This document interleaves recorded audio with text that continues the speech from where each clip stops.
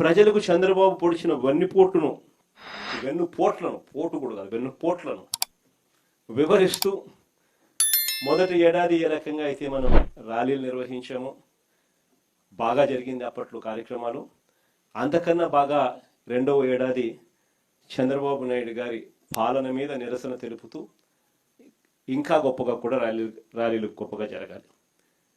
ఈ కార్యక్రమాలకన్నిటికీ కూడా జూన్ 4 నుంచి 12 వరకు వెన్నుపోటుకు 2 ఏళ్ళు కార్యక్రమం అనేది పార్టీ తరఫున చేపడతా ఉన్నాం. జూన్ 4 నుంచి 12 వరకు జరగబోయే ఈ కార్యక్రమాలు